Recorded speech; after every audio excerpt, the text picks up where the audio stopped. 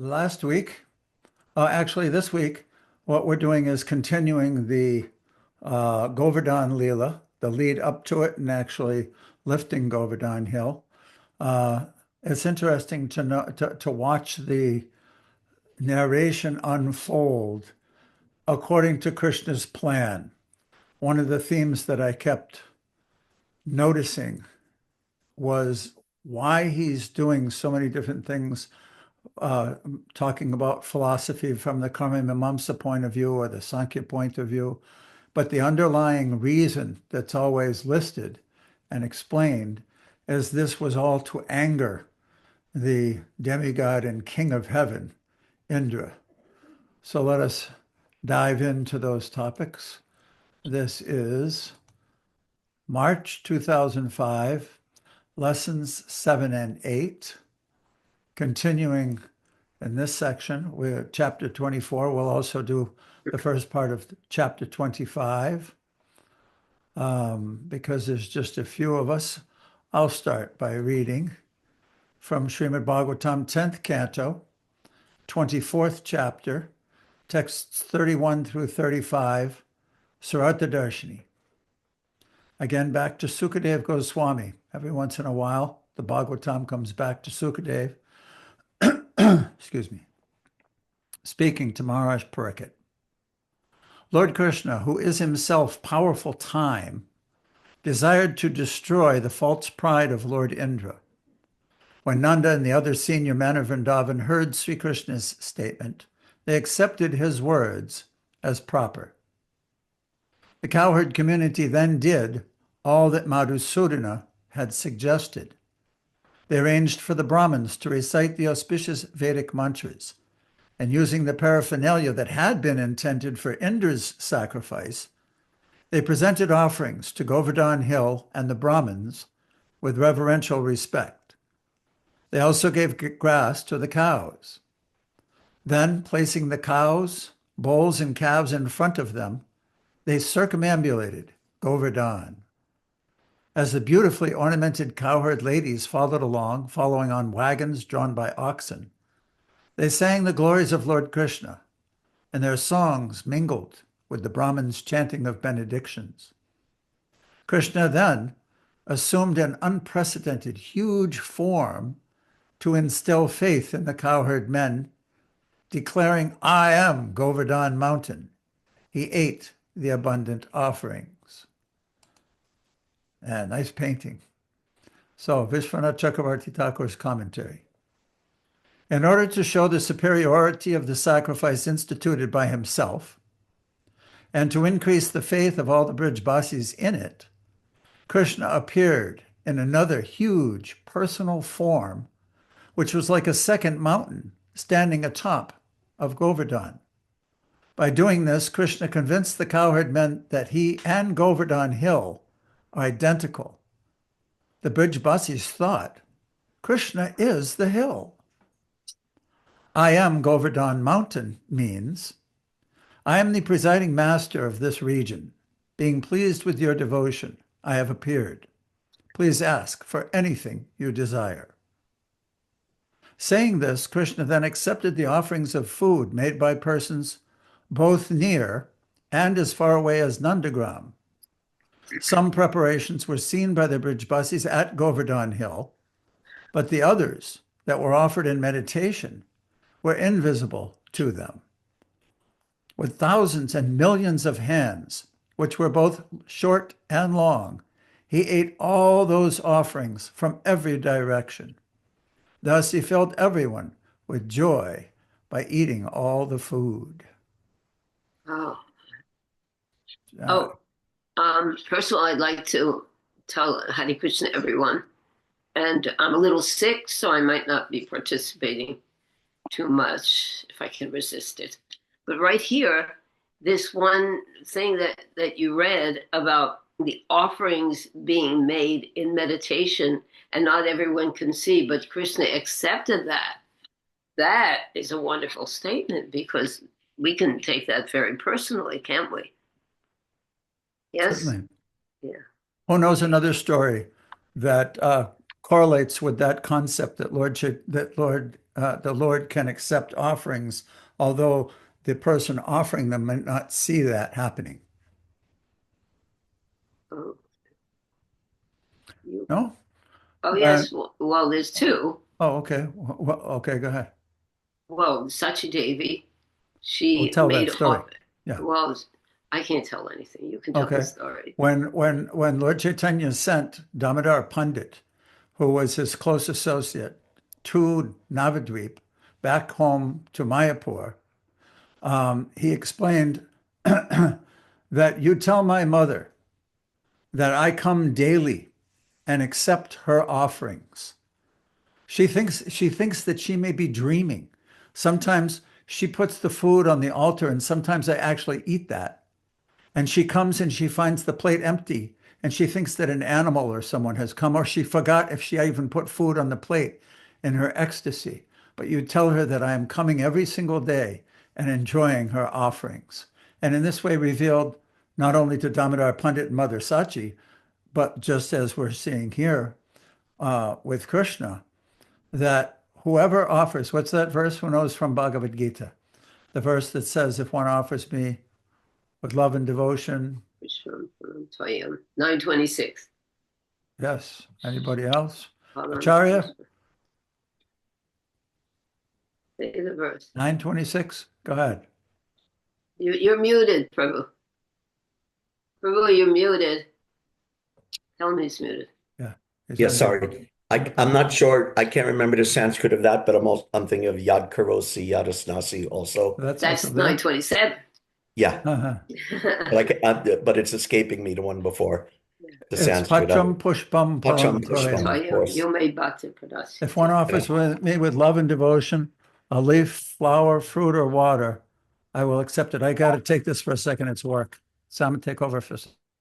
Okay. So, Hare Krishna. Anyone else know any other experience where Krishna knows that you're offering something? I mean, that's really nice to know. Sometimes we think, okay, I'm here. Where is Krishna relating to me? Of course, we can't see spirit with our material eyes. Does anyone have another story? Because do you remember that one from Nectar of Devotion? There's this Brahmin who had the habit of making offerings to Krishna in his mind, even not even putting on a plate.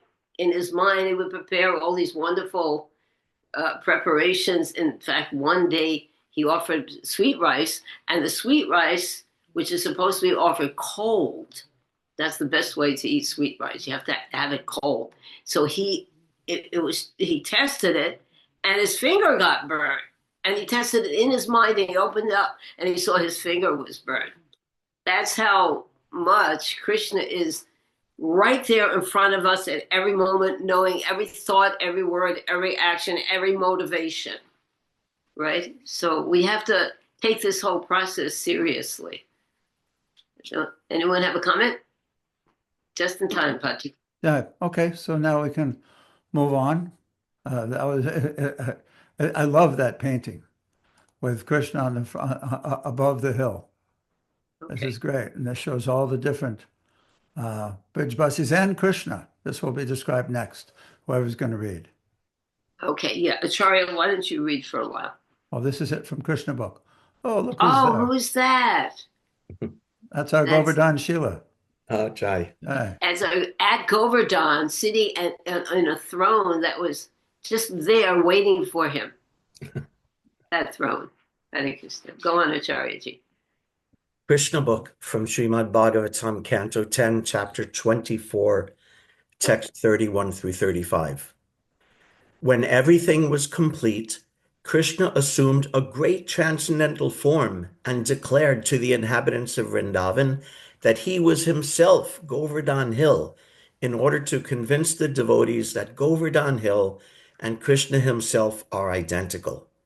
Then Krishna began to eat all the food offered there. The identity of Krishna and Govardhan Hill is still honored, and great devotees take rocks away from Govardhan Hill and worship them exactly as they worship the deity of Krishna in the temples. Devotees therefore collect small rocks or pebbles from Govardhan Hill and worship them at home, because this worship is as good as deity worship. The form of Krishna who began to eat the offerings was separately constituted, and Krishna himself, along with other inhabitants of Vrindavan, began to offer obeisances to the deity as well as Govardhan Hill. In offering obeisances to the huge form of Krishna himself and Govardhan Hill, Krishna declared, "Just see how Govardhan Hill has assumed this huge form and is favoring us by accepting all the offerings." Why don't you go on with the next slide? Patsy, do you want to say something about this? No, we already discussed that part. Okay. That was- There's something I'd like to say Sure. Yes, please. about that, if you could. Yeah, I was just thinking of comparing this, what the Brijabasis are experiencing now, compared with what it would have been if they had done the Indra Yajna. Oh, nice. That the way Krishna is reciprocating is so much more. I mean, even if they did the Indra Yajna successfully, okay, the rain will come. But here they're actually getting the darshan of this amazing Krishna as Govardhan Hill. Beautiful. So just the Hadn't degree thought of of that. Nice degree of angle. reciprocation is so much greater. I really enjoyed that. Very personal Yeah. for every one of them. Yeah. And it's also funny that Krishna himself is bowing down to himself as this gigantic form. That's also, I don't know, cute or interesting. What wise men do, others follow. Right. So Krishna himself is worshiping Govardhan to establish that. Right. Whatever. And it's also part of the structure with so many different events that keeps him as an intimate friend amongst all of them, rather than all of a sudden him not being there, going up on the hill and accepting all this as the supreme person would have changed the entire dynamic. Yeah. He's down there with them as one of them, and that's their whole mood with him. That although he might be the great whoever he is, he's still our best friend. He's with us. He's part of us. He's a Gopa. Yeah. Wow, that's a really great point. That Krishna is so intelligent and so expert that he establishes himself as the supreme personality of Godhead, but he also doesn't, water down or interfere with the intimate loving relationship at the same time.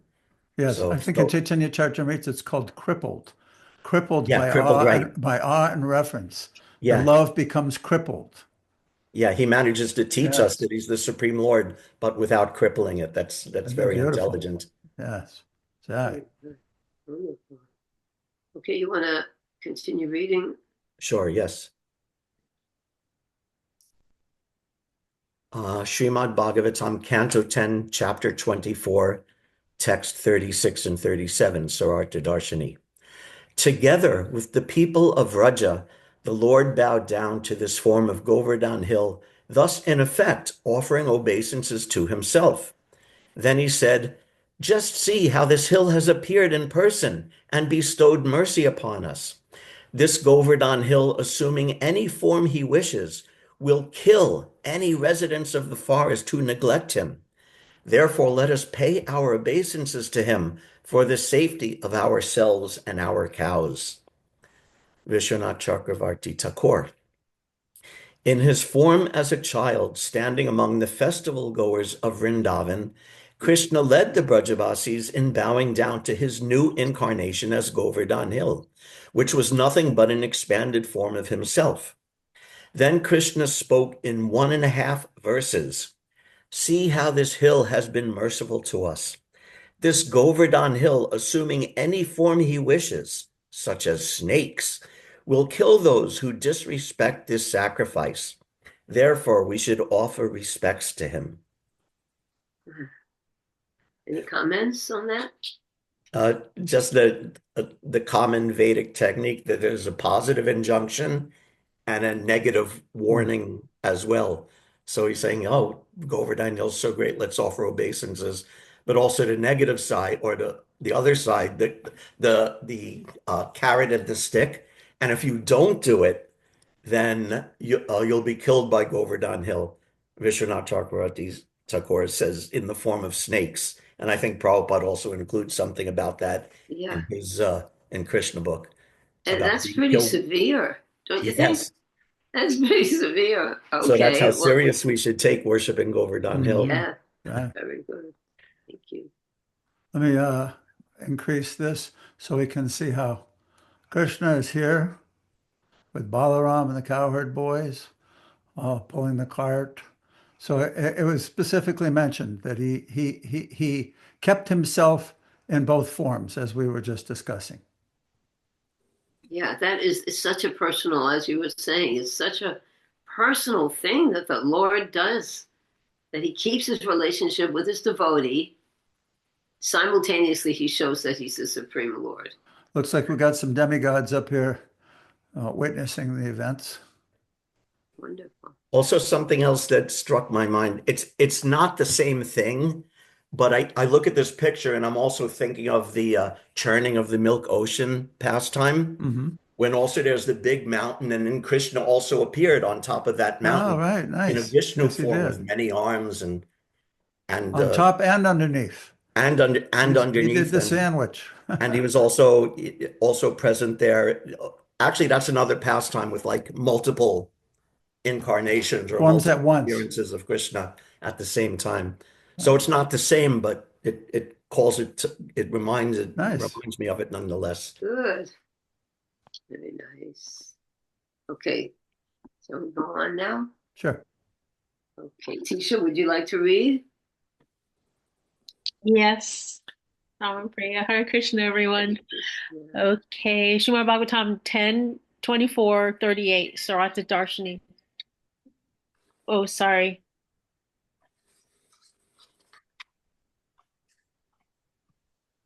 Okay. Sorry about that. The members of the cowherd community, having thus being inspired by Lord Vasudev to properly execute the sacrifice to Govardhan Hill, the cows and the Brahmins returned with Lord Krishna to their village, Braja.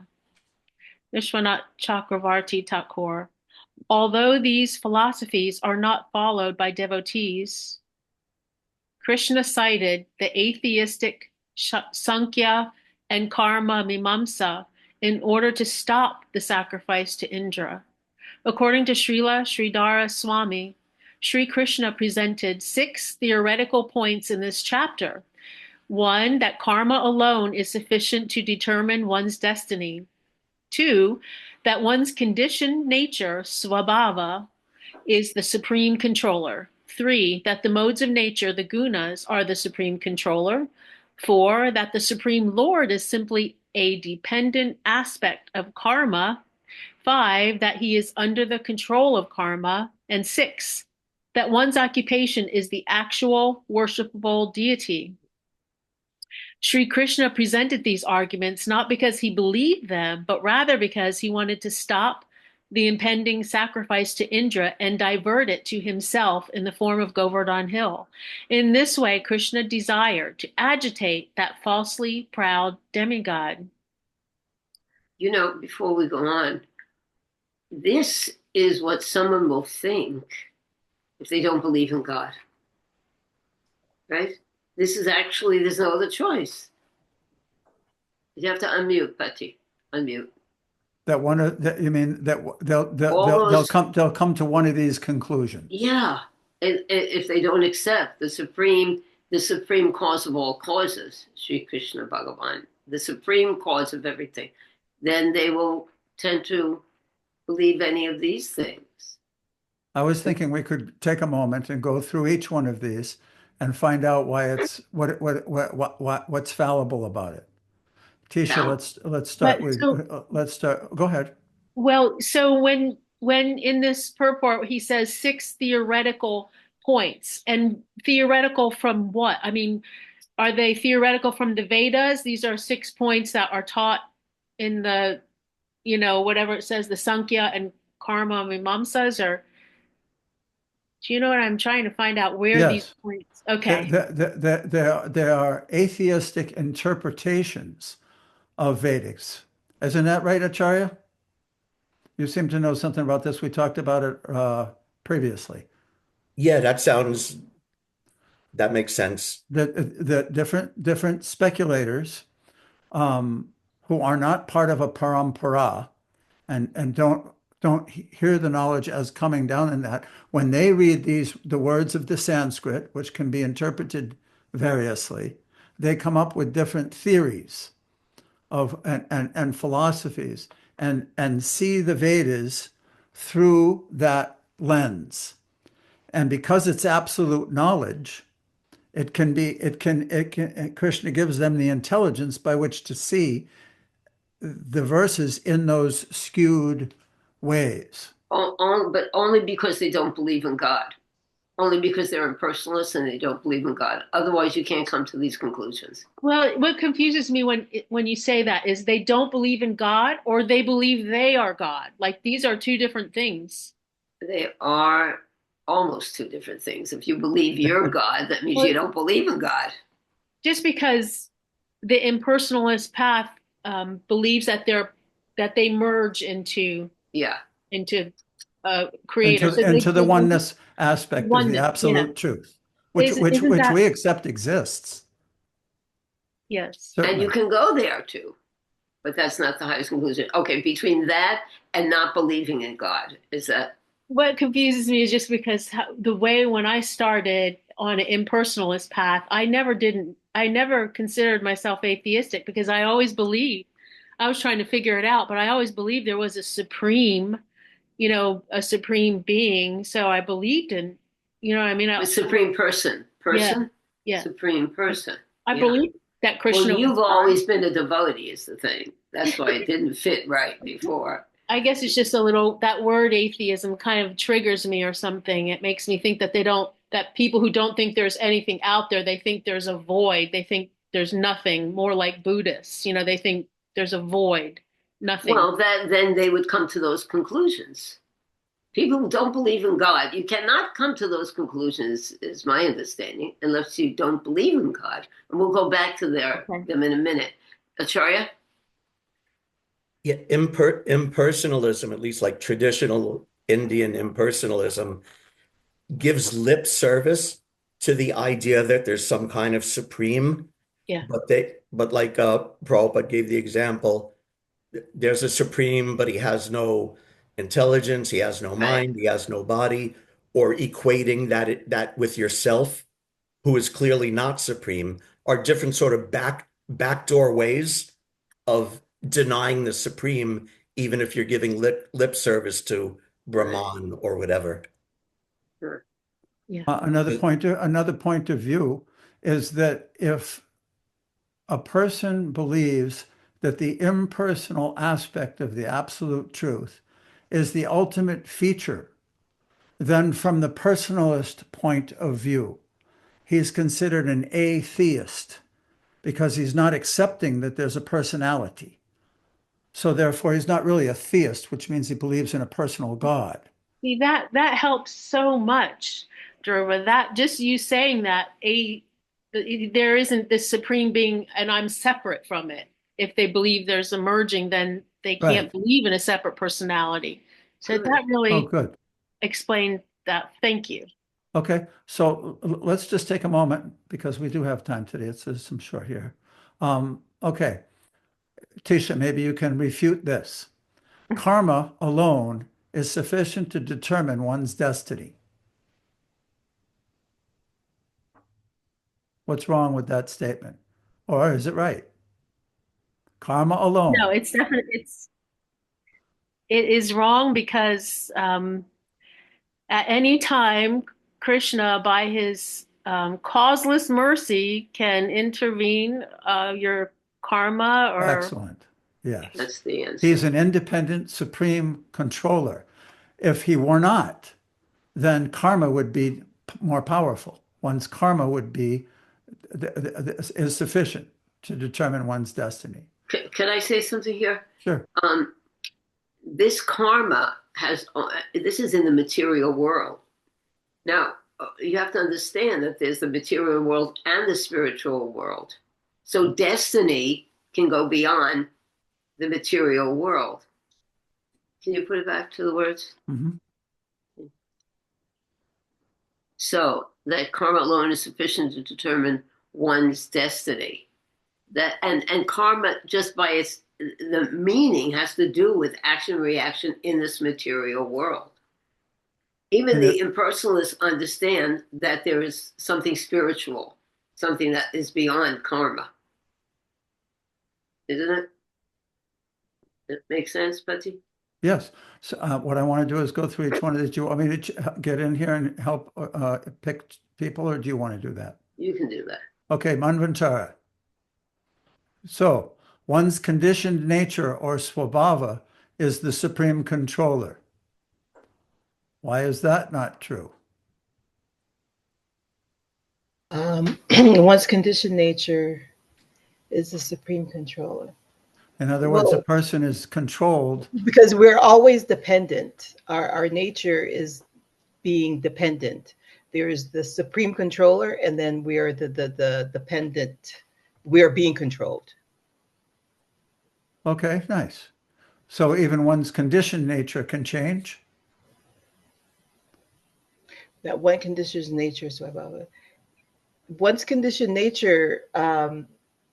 One teeny soul. You mean conditioned in the sense of being addicted to Maya, or Good example. Yes, that is what we mean.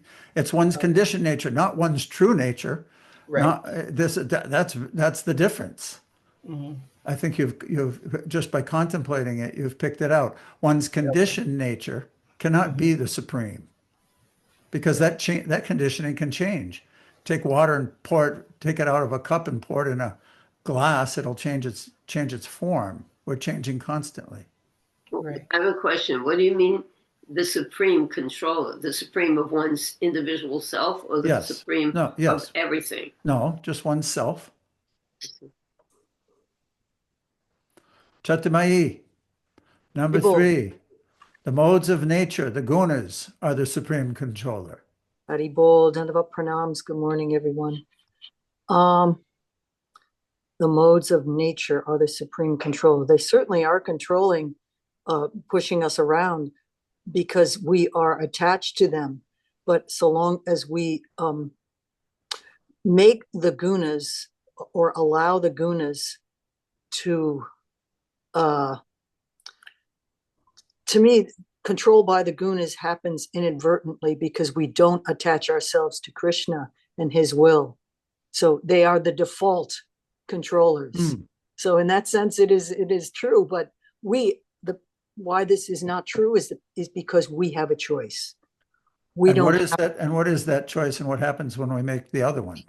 When we make a choice to affiliate and collaborate with the will of Krishna, then these modes no longer have control, as it says in. Can you quote a verse that chapter would 14, substantiate that? Chapter 14, verse 26. Mam chayo Right. bhakti yogena sevate. Sagunan samititaitan. Right there, yeah. Samaitan. Yeah, very nice. Perfect. Control them. We transcend the modes of nature, so it is Excellent. transcendable. But that only happens when we have that knowledge. So my question is, the people that Krishna is speaking to, do they have the knowledge? Oh, he's just using this as a means to an end. Yeah, As mentioned here, Krishna presented the argument not because he believed them, presented these arguments, but rather because it was the ends justifying the means in this point. wow. So did Nanda Maharaj have the intelligence, the education, and the wherewithal to realize that this was all just a front? Actually, I really liked Samapriya's realization. Last week she shared it, that the Supreme Personality of Godhead is always the Supreme Person, no matter what form he's in. He might be a boar, he might be a fish, he might be a horse, or he might be a little boy.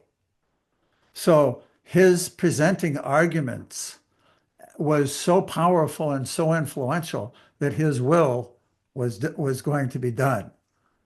Irresistible. Yes. It's interesting that it didn't change Nanda Maharaj, his feelings of Vatsalya Bhav toward Krishna, even though he's doing everything that he said. He's just, this is his child, that he didn't, it's not that he's thinking he's God.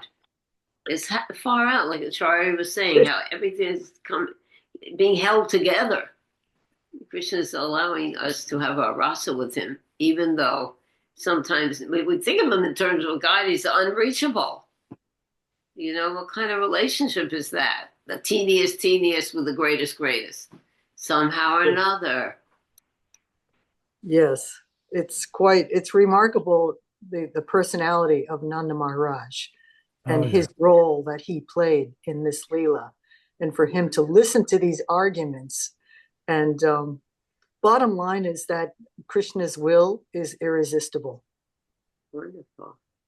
So the last three of these are pretty much also similar to the ones up top. The Supreme Lord is simply dependent aspect of karma.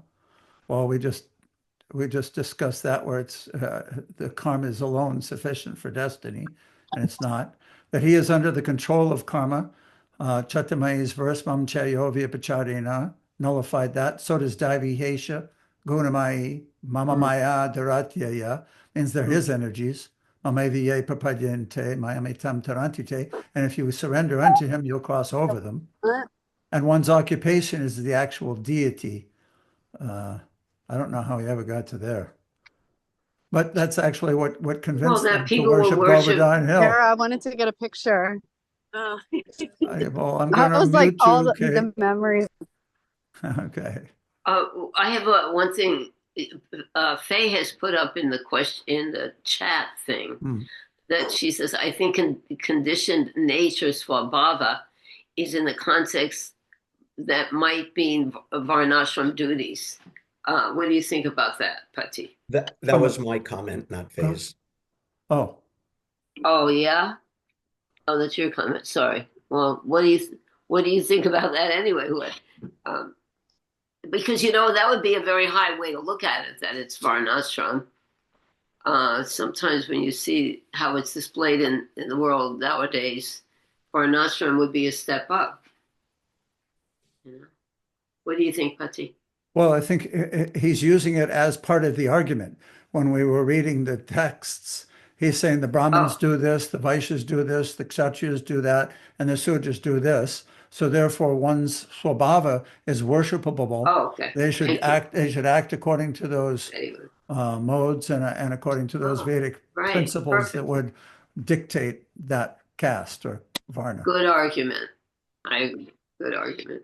Thank you. Okay, let's. Okay, so wait, should we go? Okay, We'll read now, Prabhupada's ending to the chapter as well. yeah, Tisha, go on. Thank you. Krishna book, Srimad Bhagavatam 10, 24, 36 through 38. Krishna also declared at that meeting, one who neglects the worship of Govardhan Puja, as I am personally conducting it, will not be happy. There are many snakes on Govardhan Hill, and persons neglecting the prescribed duty of Govardhan Puja will be bitten by these snakes and killed. In order to assure the good fortune of the cows and themselves, all people in Vrindavan near Govardhan must worship the hill as prescribed by me. Thus performing the Govardhan Puja sacrifice, all the inhabitants of Vrindavan followed the instructions of Krishna, the son of Vasudeva, and afterwards they returned to their respective homes. Thus ends the Bhaktivedanta purport of the 24th chapter of Krishna worshipping Govardhan Hill. Right. Okay, so we should So- not so- neglect. No, we shouldn't. Chatamayi? Bull, is there a symbolism to the snakes on Govardhan Hill? Just that they're fearful, I would imagine. But this is a general statement that we can take for everyone, that persons neglecting to worship Govardhan Puja will be bitten by snakes. This snake has been used as symbolism in the Snake-like. Charitamrita. So to symbolize some kind of ill fortune that happens. Good. Also, there's snake-like people who don't worship Krishna. They could be compared to snakes. Right. Snake is not a usually, except not to say she's a far out snake, but you know, generally snakes are not considered to be loving, gentle beings. You know, they're pretty dangerous. So the message is that, just like Acharya pointed out, there's a carrot and there's a stick. And if you don't worship Govardhan Hill, then inauspicious things will come about in your life. You can't expect a good result What a by strong neglecting it. statement. Yes. Yeah, very strong. You're going to be bit by a snake if you don't worship Govardhan Hill. What's Krishna actually saying also? If you don't worship me, Right. your Yes. karma is going to really be heavy. You know, if you want to, you know, and worshiping Krishna, at least you know the reason for everything. He is arranging everything. Why? For you to remember him. Hare Krishna. Did you have something, Tisha?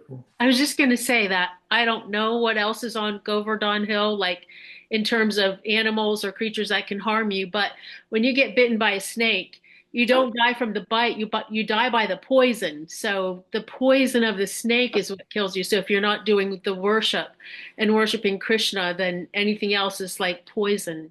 It is. Oh, nice connection. Very good. Good. Very good. Someday you will go to Govardhan. You won't walk on the hill, but you'll see it.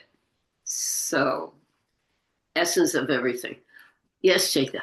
Haribol, I just remembered this verse, Srimad Bhagavatam 10:14-36. My dear Lord, until people become your devotees, their material attachments and desires remain thieves, their homes remain prisons, and their affectionate feelings for their family members remain foot shackles. Very nice. So Maybe in that sense. Maybe that's the snake. Very good. Okay. I don't know if everybody, Acharya, go ahead. Just continuing with the snakes, and it's is it Prabodhananda Saraswati who says that the senses are like poisonous serpents, hear you. but for one who surrenders to Krishna, those serpents are like the poisonous serpents whose fangs have been broken. Right. Very nice. I forgot to put it in the emails describing additions and unique features in the course materials, but this week I also included in this lesson the description of this same Govardhan Puja from the book Ananda Vrindavan Champu by Kavi Karnapura, who was the son of Shivananda Sain, one of Lord Chaitanya's intimate associates. So Madhurya Leela, can you help us by starting off this reading from Ananda Vrindavan Champu? Sure, I will. Nanda Maharaj brought the necessary articles from his house to worship Govardhan Hill. He initiated the puja by respectfully offering paja, water, to wash Giriraj's feet. In an ebullient mood, he made the Anakut hill complete with powerful peaks that delighted all in attendance. The peak rising out of the middle of the hill looked like a crown made of white camphor. The multicolored cakes stuck on all sides of the Anakut hill looked like stones and boulders. At the base of the hill were clay pots full of milk, yogurt, and sweet rice. There were also colorful sabjis, lakes of dal, and very fragrant soups. Due to its covering of ghee, the Anakut mountain looked like golden Mount Kailash shimmering under a cover of rain. Different kinds of fruits and flowers decorated its edges. When Nanda Maharaj saw the opulences of Anakut spreading its sweet aroma of cloves, camphor, and cardamom in all directions, he felt that this was fitting honor to Sri Giriraj, the king of all mountains. Go ahead, you can read the next one too. Sri Hari smiled happily upon seeing the amazing Anakut rivaling the peak of Mount Sumeru. Suddenly, the playful, fun-loving, indomitable Krishna assumed a huge, unprecedented form and stood on top of Govardhan Hill. He did this to anger Indra and instill faith in the cowherd men. Observing this powerful form glowing like 1,000 suns, Krishna, who remained among the cowherd men in his original human-like form, cast a gentle glance upon everyone and said, "Look, look." By using all the paraphernalia to exclusively worship Govardhan Hill with pure love, you have received this favor. Govardhan, the best of all mountains, has now manifested before you as a brilliantly effulgent person.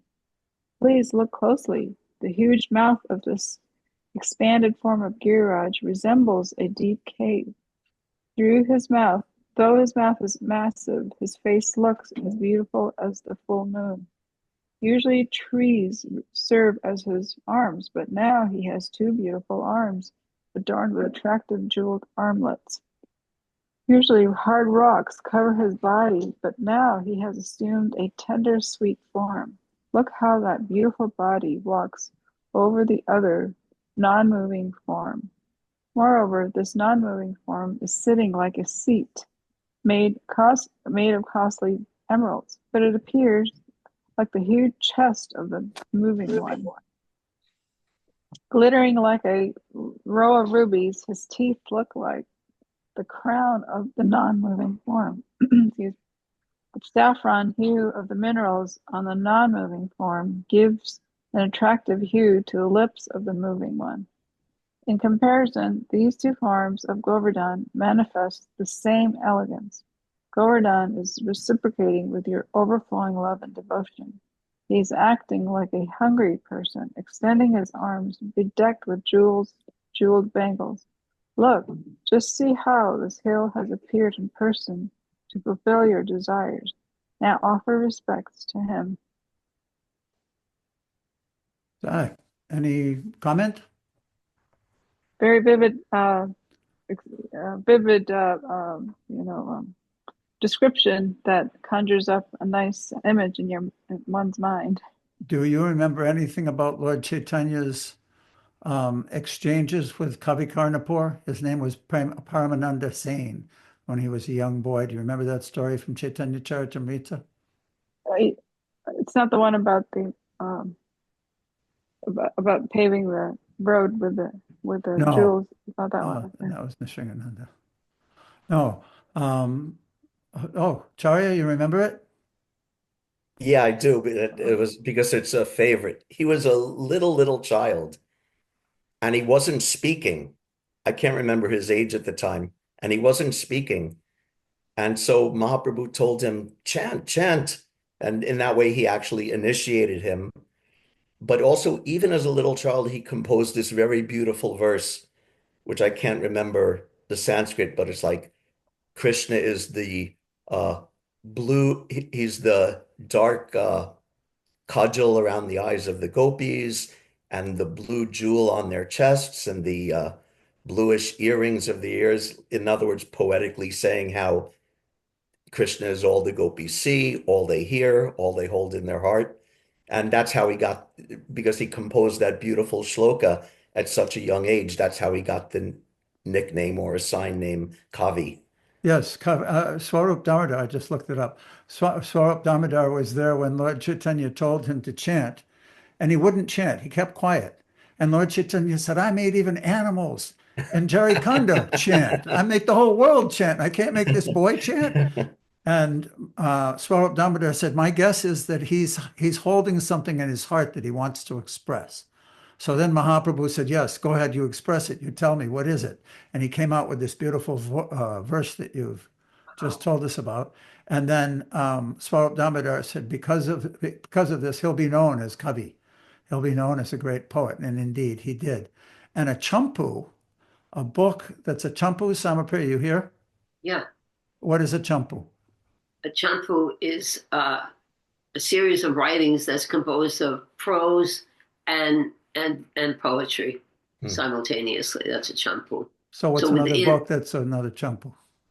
Gopala Champu. Yes, very good. Another one. The Divine Love Trip. Hare was a Krishna. champu. Also, yeah.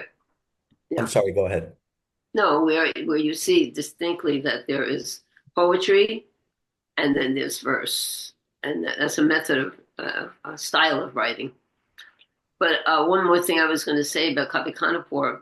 Is he the one who sucked Lord Chaitanya's toe? Yes, he is. So I think that's how he became the great poet. You're right. Very good. Yes. Okay. Yeah. When they came to Puri, Shivananda Singh had his little boy with him, and he said, "Pay your obeisances to Sri Chaitanya Mahaprabhu." And rather than paying obeisances, he went right up to his toe and sucked it. And then everybody appreciated it because he was a little innocent boy. He had full facility to do that without any offense. You know how children love to play with shoes? I remember in Los Angeles, the kids would just all be wandering around the shoes, putting on someone's shoes, biting someone's shoes, or what to speak of that toe, that foot, that toe. Hare Krishna. Okay. I think Madhurya Leela has a story about Prabhupada's toe. Really? Yeah. You want to tell your story, Madhurya? No. Oh. You'll have to write it in a book. Okay, I was going to have Kate read, but I don't. Okay. She's not here anymore. She left. Kate, you there? I think she kind of maybe got turned off. Okay. She looked like she was outside or something. Thakur okay. Murari? Yeah, Thakur Murari. Thakur, would you like to read? Yeah, Krishna, dear devotees. Hare Krishna. Okay, so Ananda Vrindavan Champu by Kavi Karnapura. Both Krishna and the people of Vrindavan bowed down to this personified form of Govardhan Hill. In effect, Krishna actually offered obeisances to himself. When the court men, the wives, and the leading men of Vrindavan saw that form shining like the sun, they raised their folded hands above their heads and said, Namo, Namo, Namo. Being overwhelmed in affection, they danced around ecstatically. By joyfully worshipping Govardhan Hill, the Vrajavasis realized that Govardhan is a person. Wow. Music from the temples, wherein different demigods were being worshipped, resounded in all directions. From all sides, intoxicated dancers performed blissfully. The heavenly Kinnaras joined in with euphoric dancing. Relishing the music and singing, the Vrajavasis forgot themselves in that joyous Govardhan festival. Govardhan caused the entire atmosphere to abound in happiness. You can go to the next one. Kanjo and Ananda Vrindavan Champu by Kavi Karnapura. Govardhan Hill affectionately accepted the faithful worship of Nanda Maharaj by manifesting a personal form. Anyone who simply hears and chants about the glories of Giri Govardhan, which are inconceivable to ordinary people, will be delivered from all calamities. Vrajaraj Nanda, the father of the subdue of demons, concluded the perpetuous worship of Giriraj by sumptuously feeding the Brahmanas and everyone else down to the dogs. He handsomely rewarded singers and dancers. Everyone attending the festival received precious gems and divinely opulent garments. The hearts full of joy, the Vrajavasis talked excitedly among themselves as they did parikram of Govardhan Hill. Skilled musicians led the way, playing the finest instrumental music, along with muffled tones of berries, dakas, and kettle drums softened the atmosphere with their pleasing vibrations. With their bodies decorated with designs drawn in kunkuma, the court boys followed behind the musicians. Wielding sticks, they fearlessly drove the muddy-colored cows ornamented with gold and jewels. A second group of talented musicians came along playing flutes and beenas. Next came the singers with sweet, gentle voices and ecstatic dancers moving in rows one behind the other. Then the gopis, their faces glowing with happiness, came riding on bullock carts that rivaled the golden chariots of the gods. They sang loudly about their intimate pastimes with Krishna. Hari, who removed all obstacles, laughed and joked with his court boyfriends as he circumambulated Govardhan Hill, eternally bound to him in faith. Krishna's friends remained fearless and free from all anxieties. Oh, that's Hare so Krishna. nice. Eternally bound to Krishna in faith.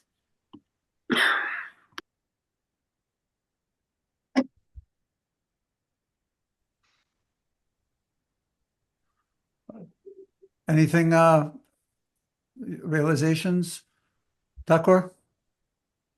Yes, so I'm thinking with this added, when you say description of worshiping Govardhan Hill, as you aware, we got, the Bhagavatam version, Mhm. then we have, the Sartadashini, and now we have the Ananda Vrindavan shampoo. So it sweetens the whole nectar in the sense that all these, when they say, okay, what did all these personalities do, during the worship of Govardhan Hill? So it's Nanda Maharaj has this part, then, they call the boys, the musicians, the gopis. So we see where it sweetens, when we say the sweetness, the nectar is so much more in the sense that one is able to see what the other personalities, Oh, that parts beautiful. of the Leela. So, Yes, very nice. It's like fluffing it out and yeah, explaining more in yeah. detail. Right, yes. And the last line there, last sentence, eternally bound to him in faith, Krishna's friends remained fearless and free from anxieties.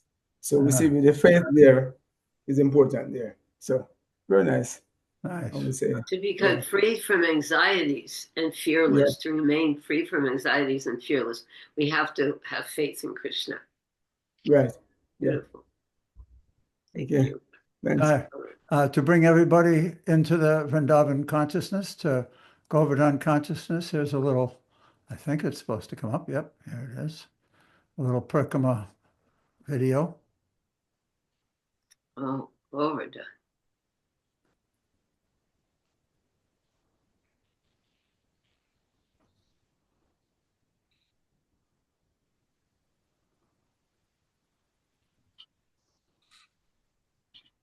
No sound, Pati? Oh, you're not No, hearing the there's no sound? sound. Because I put it on here. Hold on. Get this out of the way. You're right to Govardhan. Let me stop this for a minute and redo it. Oh, I see. Okay. It took it away. Sorry about that. Technical difficulty. Let's try again. Can you hear that?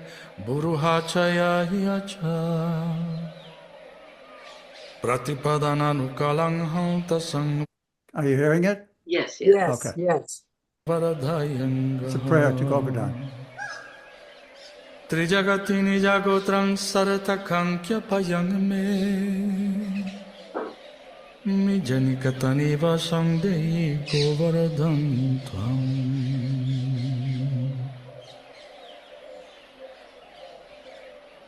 Surapati krita dirgha drohato gasta rakshang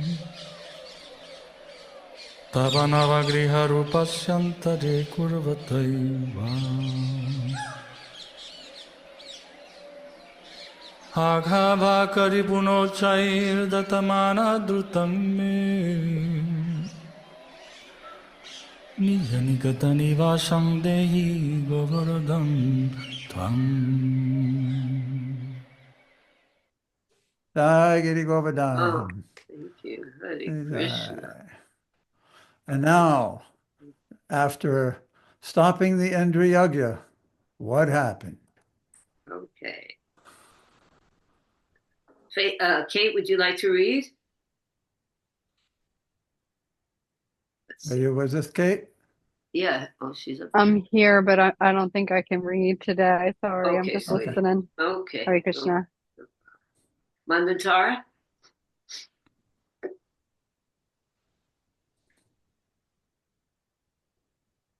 Chapter 25. Devastating rainfall. Krishna lifts Govardhan Hill. Sartadarshini, chapter 25, text 1. Sukadeva Goswami said, "My dear King Parikshit, when Indra understood that his sacrifice had been put aside, he became furious, and Nanda Maharaj and the other cowherd men who were accepting Krishna as their Lord." Visvanatha Chakravarti Thakur's commentary.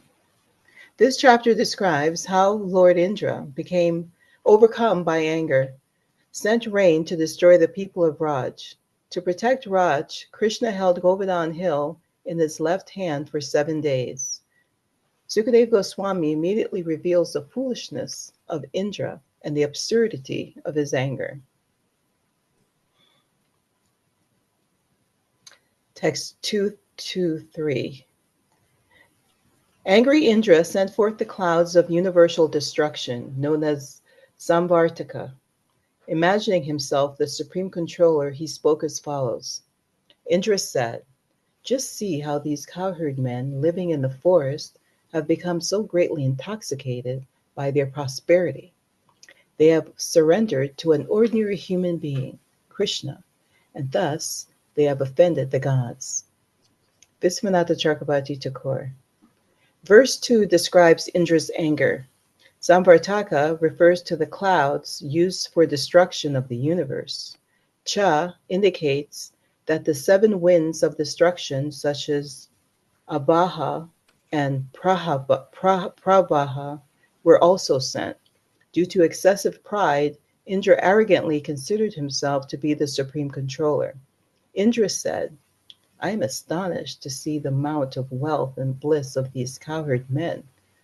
Being inspired by goddess Saraswati, we can understand that Indra was really saying that the cowherd men had offended him by taking shelter of Krishna, whom Indra considered to be Martya, a mortal.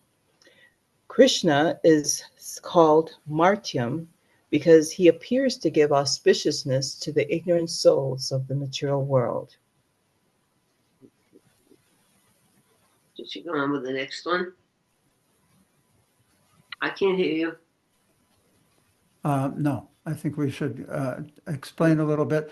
Manvantar, do you know anything about how and why commentators often quote goddess Saraswati when something negative is said about Krishna? No, I'm not sure why. Goddess Saraswati is Lord Brahma's wife, right? Yes, and goddess The of goddess of learning, exactly. So as the goddess of learning, she's also very expert at grammar.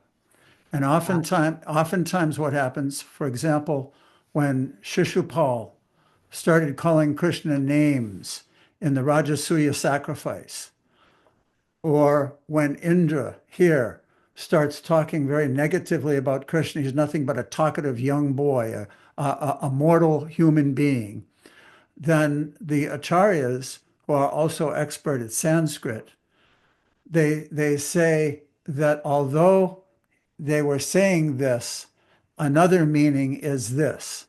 For example, in this particular verse, Vishwanath Chakravarti is pointing out that Indra called Krishna Martya, a mortal being. They're taking shelter of this person who's also mortal.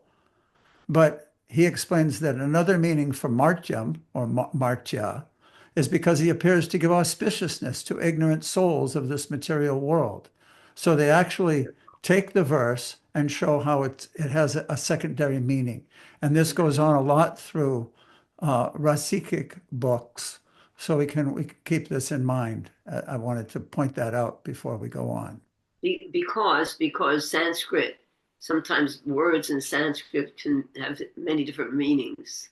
which is Thank you. this is an example. Acharya, you also have shown that you like all these little Sanskrit details. Any elucidation on these? How Mother Saraswati does that?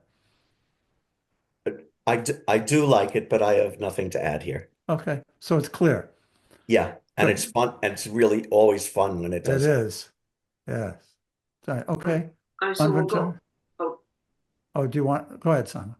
Okay, because I don't know if Nanda's going to read. So if we have Chitamai reading, and then I can read. okay, Nandaji. Thank you. Thanks for the opportunity. Hare Krishna. Hare Okay, so this is from Krishna book, 10th canto, chapter 25, and this is a summation of verses 1 to 3. When Indra understood that the sacrifice offered by the cowherd men in Vrindavan was stopped by Krishna, he became angry, and he vented his anger upon the inhabitants of Vrindavan, who were headed by Nanda Maharaj. Although Indra knew perfectly well that Krishna was personally protecting them. As the director of different kinds of clouds, Indra called for the Samvartika. This cloud is invited when there is a need to devastate the whole cosmic manifestation. The Samvartika was ordered by Indra to go over Vrindavan and inundate the whole area with an extensive flood. Demonically, Indra thought himself to be the all-powerful Supreme Personality. When demons become very powerful, they defy the supreme control of the personality of Godhead. Indra, though not a demon, was puffed up by his material position, and he wanted to challenge the supreme controller. He thought himself, at least for the time being, as powerful as Krishna. Indra said, "Just see the impudence of the inhabitants of Vrindavan. They are simply inhabitants of the forest, but being infatuated with their friend, Krishna, who is nothing but an ordinary human being, they have dared to defy the demigods." Well, explain why such a powerful person would go so overboard as to invoke these particular clouds that devastate the entire cosmic manifestation. Krishna explained that process right in the Bhagavad Gita. By contemplating the objects of the senses, one becomes attached. Because of attachment, one develops lust. And then because of lust, one develops anger, etc., and intelligence becomes bewildered, and you go where? Shoop, down to hell. So that's the position of Indra at that time, because obviously, as you very astutely pointed out, it's a definite overreaction. Somewhere somebody described it as like taking out a cannon to shoot a mosquito. You know, it's definitely an overreaction.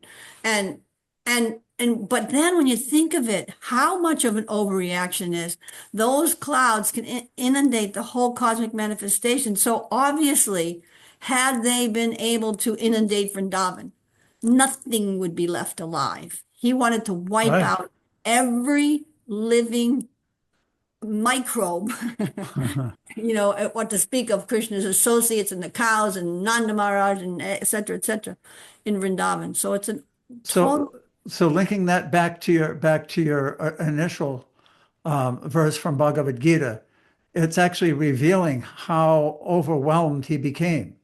Yes, and also revealing how overwhelmed he was with false ego, thinking he was so important, and how serious it was to have offended him, you know? Yeah. You're on mute, Sama. Hare Krishna, I was trying to understand the anger of vision, being a conditioned soul, puffed up, and all the other qualities. I kind of really wanted to see where he was feeling. And I could only relate it in my own life to when you see ants. Ants in Florida, that can be pretty traumatic, ants. I mean, that's what we all go through. And sometimes you get so crazy, you want to devastate the whole ant population all over the universe. So, but you're right, it was an overreaction, because when you think of the size of the clouds, you think of that these clouds are used for devastating the universe at the end. But I can only relate to it as maybe ants. He got really bugged by the ants. Pun intended. He got bugged by the. Pun intended. Pun intended. Okay, we got two other questions here. How about Murari Thakur and then Acharya? Thank you, Nandaji. Yes, I was thinking Indra's mood, because there are other, pastimes where Indra expresses anger. But I'm saying that you taking those set of clouds in order to wipe out Vrindavan.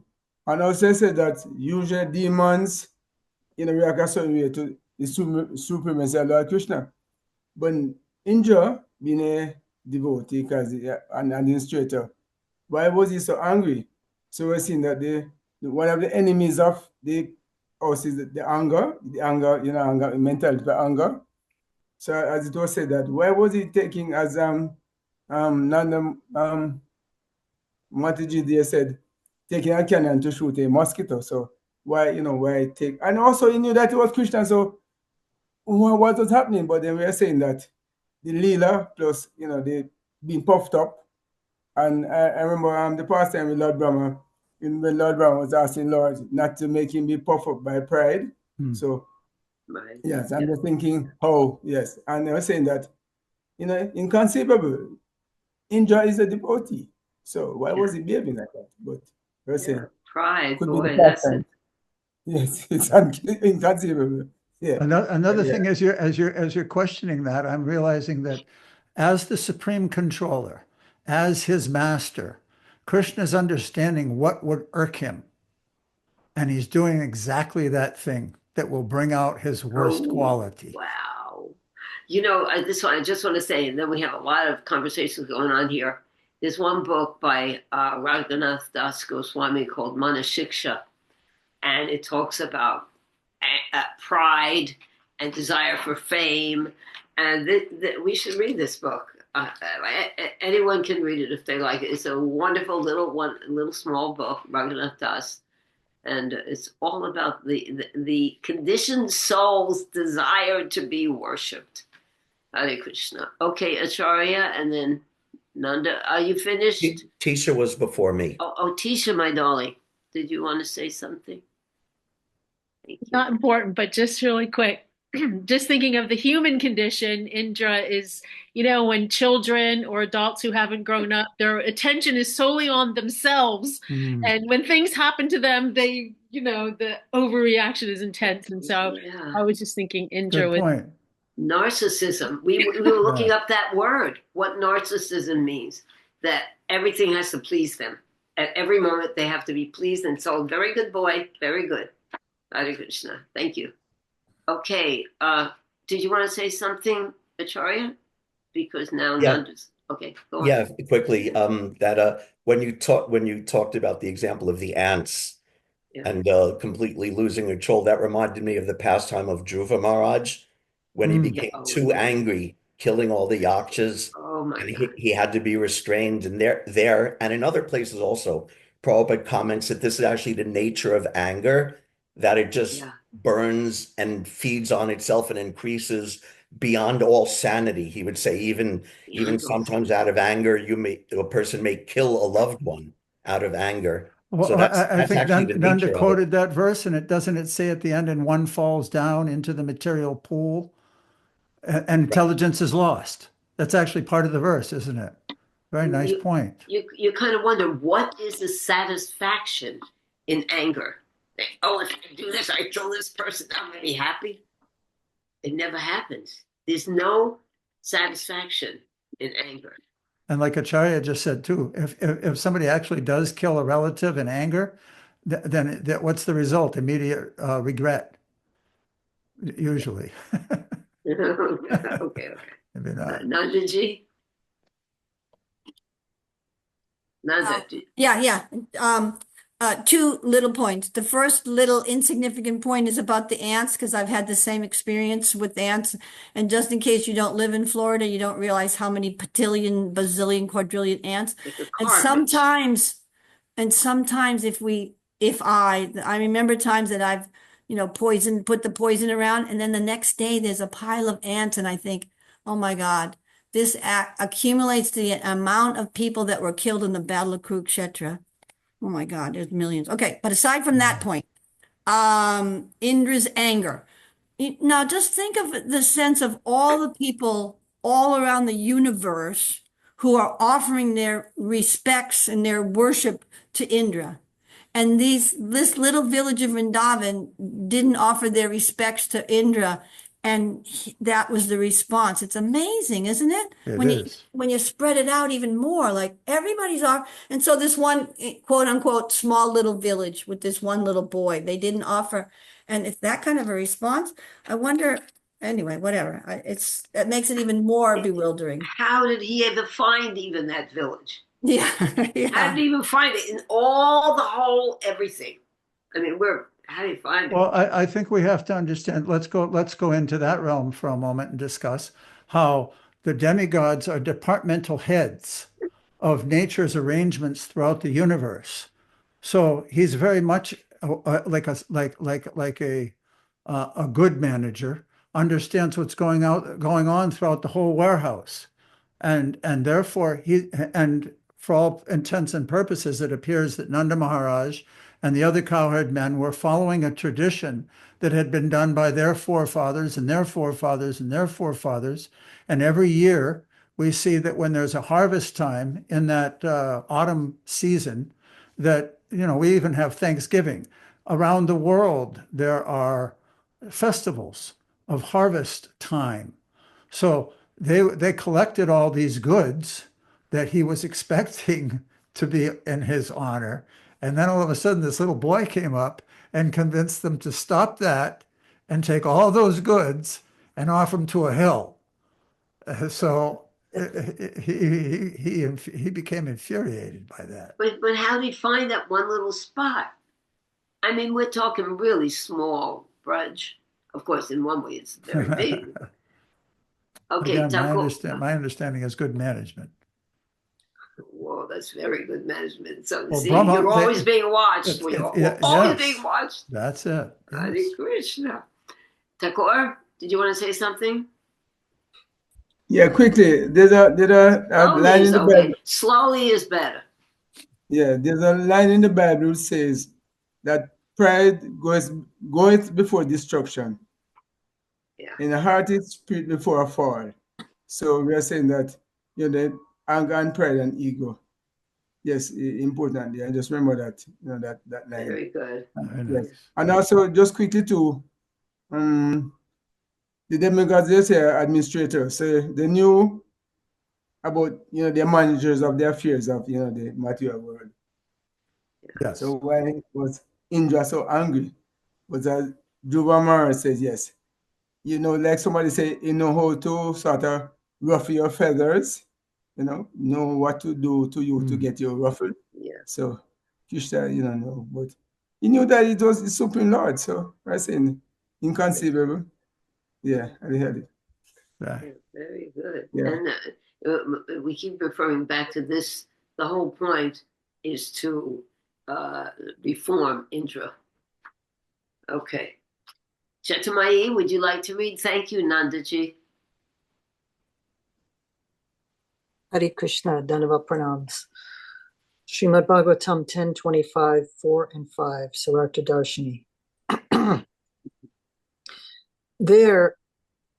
This is Indra speaking. Okay.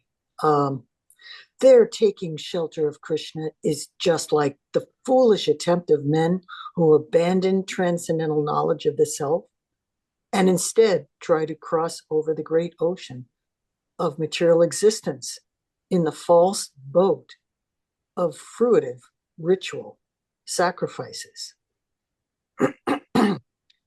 These cowherd men have acted inimically towards me by taking shelter of this ordinary human being, Krishna, who thinks himself very wise, but who is simply a foolish, arrogant, over-talkative child. Vishwanath Chakravarti Thakur comments. Indra said, Krishna is over-talkative, speaking many audacious arguments in the line of Karma Mimamsa and Sankhya philosophy, even though he does not accept these arguments. Thus, he is Balisha, foolish. He is stabda, disrespectful, because he speaks boldly even in the presence of his own father. Because he is ignorant, agyan, all he can do is herd cows, but he thinks himself a learned man. Panditamanina. Although I am a demigod, they neglect me to honor him, a mere human being, and thus they offend me. Through the insults of Indra, Goddess Saraswati is actually praising Krishna thus.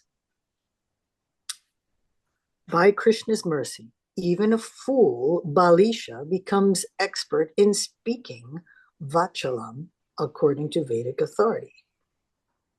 Stabdam means that Krishna bows down to no one because there is no one for him to offer homage to. Agyam means there is nothing more for Krishna to know because he is omniscient. And Pandita Maninam means that Krishna is highly honored by the knowers of the absolute truth. So here is the element of Goddess Saraswati that you were referring to before, Dhruva Maharaj. This is such an interesting contrast and insight into the whole thing. You want to go on and read the next one? If you like. It's there. Krishna That's book, Srimad Bhagavatam 10:25, 4-7. Krishna has declared in the Bhagavad Gita that the worshippers of the demigods are not very intelligent. He has also declared that one has to give up all kinds of worship and simply concentrate on Krishna consciousness. Krishna is invoking the anger of Indra and later on chastising him is a clear indication to his devotee that those who are engaged in Krishna consciousness have no need to worship any demigod, even if it is found that the demigod has become angry. Krishna gives his devotees all protection, and they should completely depend on his mercy. Indra declared, "These cowherd men in Vrindavan have neglected my authority on the advice of this talkative boy who is known as Krishna. He's nothing but a child, and by believing this child, they have enraged me." Thus, he ordered the Samvartaka cloud to go and destroy the prosperity of Vrindavan. The men of Vrindavan, said Indra, have become too puffed up over their material opulence and their confidence in the presence of their tiny friend, Krishna. He is simply talkative, childish, and unaware of the complete cosmic situation, though he is thinking himself very advanced in knowledge. Because they have taken Krishna so seriously, they must be punished. And so I have ordered the Samvartaka cloud to go there and inundate the place. They should be destroyed with their cows. Okay, what do you have to say about this? Oh, there's a lot here. And the first thing is, let's see. I'm especially interested in this one, Yeah, okay. Dr. Mahi. You can read it out loud again. Those who are engaged in Krishna consciousness have no need to worship any demigod, even if it is found that the demigod has become angry. Krishna gives his devotees all protection, and they should completely depend on his mercy. So we are fortunate to have this incarnation of Krishna as Lord Narasimhadev, so that we can focus on something, on a character which to our minds is so ferocious and so powerful, so that we can say to ourselves, oh yeah, Krishna is capable of protecting me in any situation. Because this is the age of distraction, and we tend to to go off on a tangent. And yeah, Indra's powerful. There's other demigods, Varuna and Vayu, they have considerable opulence and sway in the doings of the universe, but still they are all dependent on Krishna for their power. But we forget that, and the cowherd people have adapted this ritual of worshiping Indra. That they've been distracted. They've been distracted on who is the real source of power and protection and prosperity. One of the teachings of the Gaudiya Vaishnavas writings in particular is that we're encouraged to follow the mood of the Brijbasis, the eternal residents of Krishna and lovers of Krishna. So when we take that statement, let's look at this from that point of view, that devotees engaged in Krishna consciousness need not worship any demigod, even if it is found that the demigod has become angry. Krishna gives his devotees all protection, and they should completely depend on his mercy. How are the Brijbasis showing us by example this element? They are by allowing Krishna to persuade them that Nice. this is the superior form of worship. They have the intelligence to take that to heart and to go with it. If they had argued with him and said, no, Indra's in charge, we need to worship him, this is the way we've always done it, and we're going to continue, even though we love you, we're going to do this anyway. So that Yeah. is, but they allow themselves to be persuaded. That Good. is their beauty. I was just thinking an example how, let's say, the head of a very rich company, I mean, the biggest, wealthiest people in the whole thing. And and that person happens to be your friend and he loves you and, a very tight relationship. So you walk in and there's people in charge of everything. There's the water department, there's the prasad or food department. There's so many departments. But if you have a relationship with the head man, it seems confusing to me to go to every single department and deal with all those people. It's the same thing in the management of the universe. We have a relationship with that person who created the creator of the universe. So why waste time with cultivating a relationship with anyone else except your spiritual master? This is We have a representative. Good point. We have a direct conduit. Yeah. So why? It's more efficient. It's more efficient and it's extremely confusing. Oh, I need water. Oh, I need clothing. Oh, I need shelter. Okay, I have to find all these people in charge of those areas. Krishna's got it all covered.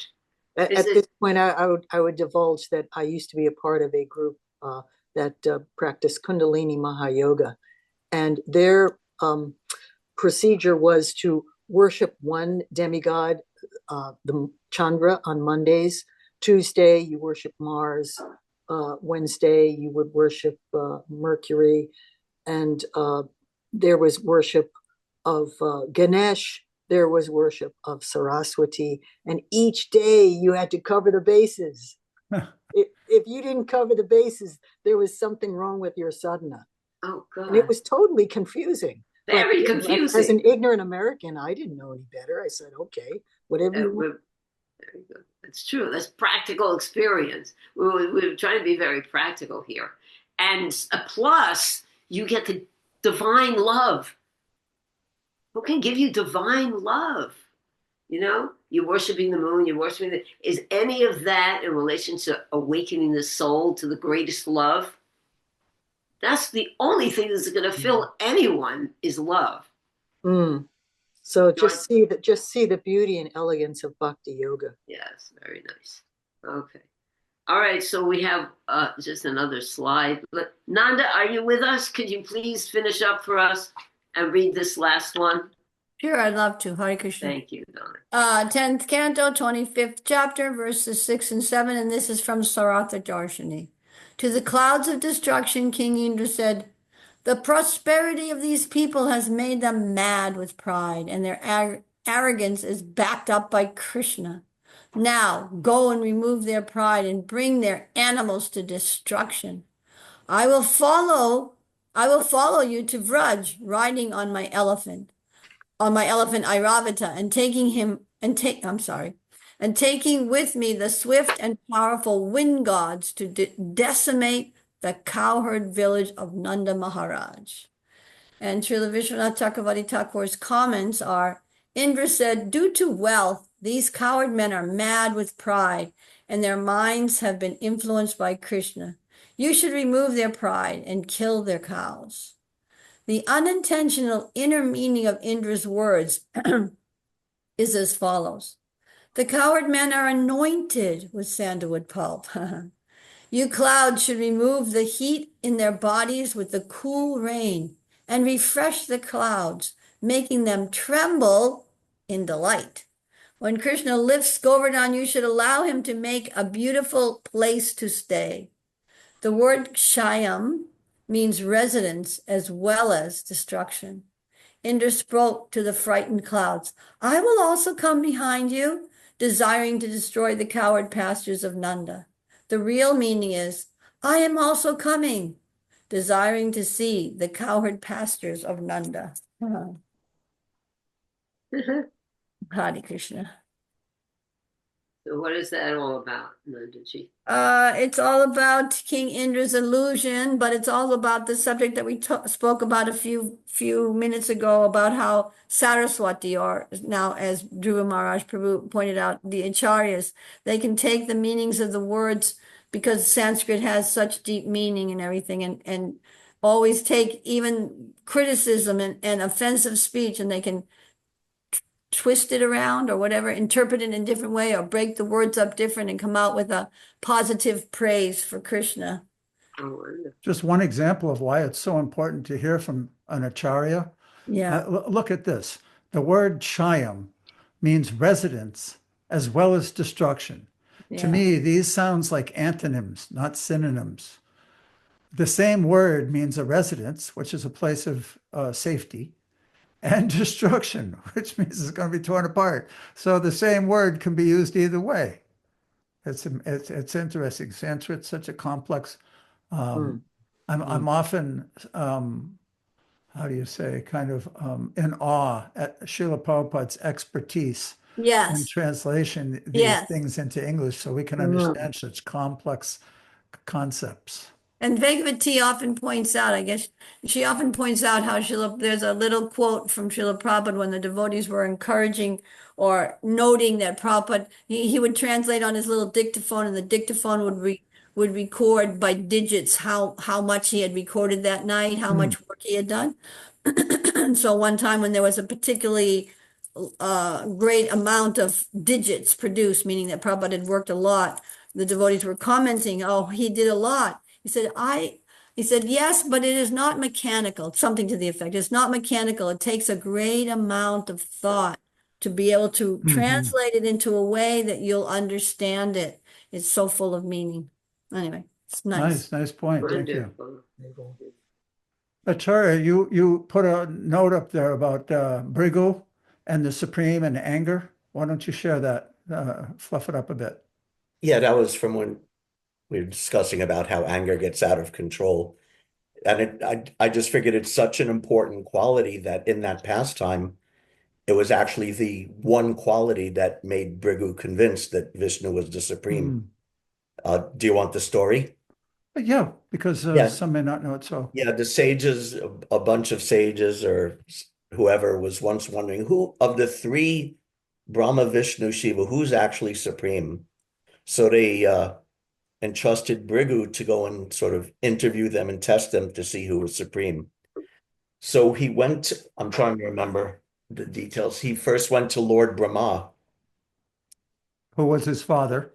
who was his father, and he disrespected him by his, I think by his words. No, by his, in his mind.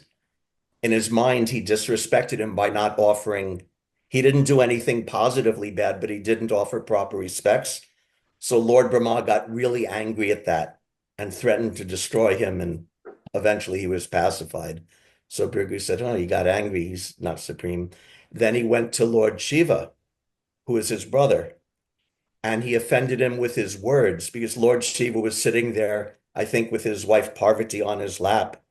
And he said, oh, look at this Lord Shiva, just like an ordinary attached householder with his wife on his lap. And same thing, after being offended by words, Lord Shiva also got angry and then was eventually pacified. So the 3 levels of offense is mind, words, and body. So then he approached Lord Vishnu and he physically offended him by taking his foot and kicking Vishnu on the chest. And Lord Vishnu took Bhrigu Muni's foot and started massaging it and said, oh, you great sage, I know that my chest is as hard as a thunderbolt, and your lotus feet are as soft as lotus petals. You might have hurt yourself. Please forgive me, and was massaging his feet. So Bhrigu Muni understood that he was completely freed of any trace of anger.